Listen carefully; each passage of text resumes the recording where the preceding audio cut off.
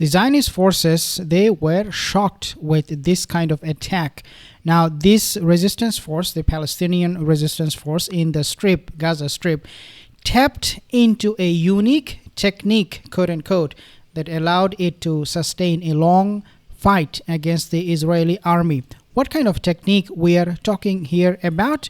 Well, it is something that we'll be discussing more in a second. But before I move on, just to remind you, most of my viewers are not subscribed.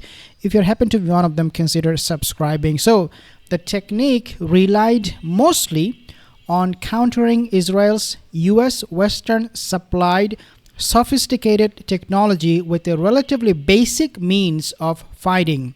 For example, they swapped cell phones with actual phone lines, made their own weapons, and avoided using detectable technology at any cost.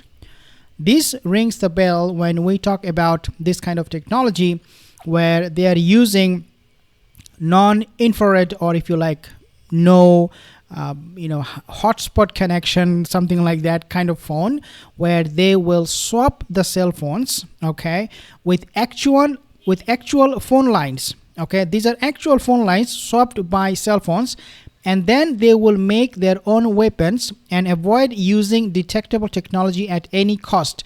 These are very, very cost-effective way of evading Israeli detection or US detection. At the same time, they can use it for a very, very long time. So the longevity is there. The outcome was fighting a sustainable war of attrition against the Israeli occupation despite the near total destruction of the Gaza Strip. In other words, the people of Gaza, the resistance in Gaza, they are now vowing to continue this war of attrition as long as Israel wants it to be. Why? Well, it is because they know that Israel has already announced that their forces, their terrorist forces, will be in Gaza for the foreseeable future. That's what they said. Now, here is where the technique gets even more interesting. You ready? So in recent days, however, the resistance added a new technique: daggers. Yes, guys, knives. Several resistance announcements have made recently reporting that a single individual, so one guy, has managed to single-handedly kill 2, 3, or more officers and soldiers, all in the Jabalia refugee camp. Just one guy took care of so many officers, the Israeli terrorist forces, with just using a dagger. By using just one dagger or maybe some knives, and that's about it. Why it is so significant? Well, guys, it is because this is so cheap to do. You literally need nothing. You would not need any money involved, any investment in this, and you do not need, on top of this, manpower. One person is enough. One guy is enough to do the work for the entire military. This is the level of effectiveness they are now preparing to confront this genocide maniacs, what we call IDF, or Israeli terrorist forces. Now, this is not the end of the story. So what happened really? So the latest announcement was made today by Al-Qassam Brigades, which is the military wing of Hamas. And it basically said that in a complex operation, Al-Qassam fighters managed to kill 3 Zionist soldiers using just knife. Okay, using just one knife by stabbing them with knives. So they use multiple, actually. They use multiple knives and seizing their personal weapons. When you use knives and you are very good at it, what really happens is you can subdue the enemy, your enemy. You can take his weapon. You can take possession of that enemy's or that individual's weapon, and you can use that same weapon against that enemy. Okay, and all you have to do really is to use a knife. This is exactly what happened, and they killed, so one person, not they, it's one person who killed 3 Zionist soldiers. This was again posted by Al-Qassam Brigades. So the Al-Qassam Brigades, the military wing of Hamas movement, announced that its fighters have carried out a complex operation, quote unquote. So they are calling it complex operation in the middle of the Jabalia refugee camp in the northern Gaza Strip, where they stabbed 3 Israeli soldiers with knives and seized their personal weapons. So how many people are involved in this? How many Qassam Hamas members are involved in this? Okay, so it looks like plural. Okay, it was not just one person. It was maybe 2, 3, or maybe 4, who knows, but we do not know exactly the same number. But it is one thing for sure that not a lot of them are involved. Okay, it's a very tiny, small little group that decided to launch this attack using just knives, and they were hugely successful.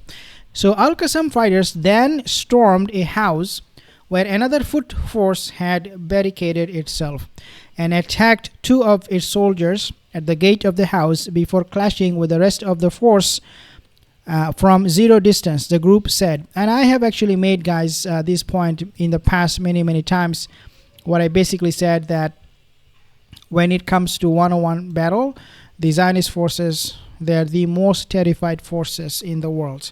They're so terrified. They do not want to come out of their tanks.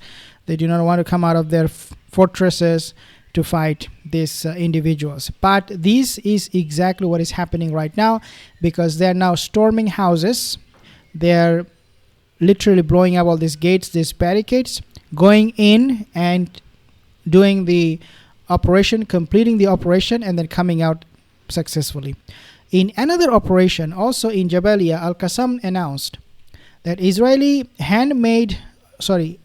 made hand grenades had been thrown at Israeli soldiers next to a troop carrier, killing and wounding them. So it's a different operation.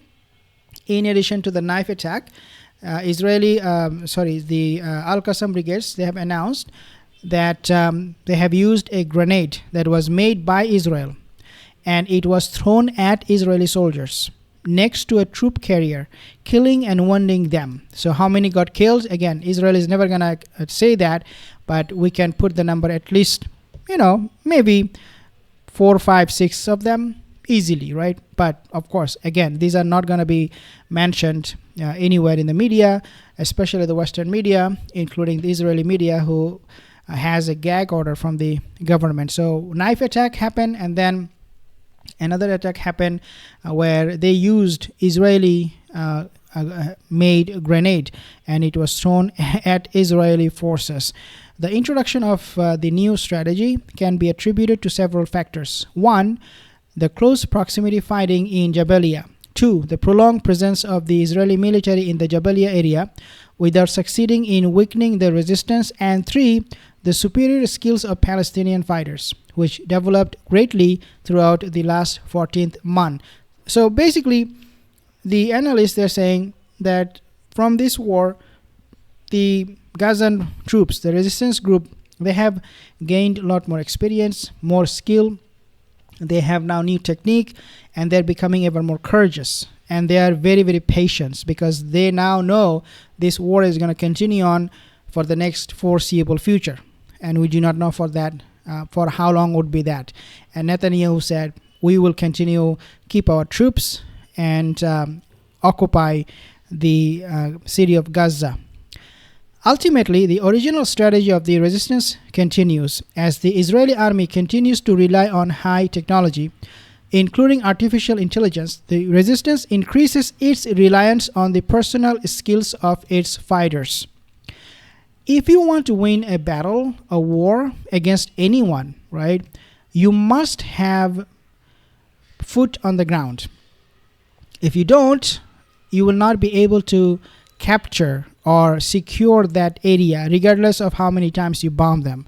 Israel, they need those troops, those terrorist forces from IDF in Gaza as long as they can. Because if they withdraw, then the next thing they know is the Hamas is going to come back, right? And this is why it is becoming such a nightmare for the Zionist forces. And they're getting humiliated, they're getting defeated every single day.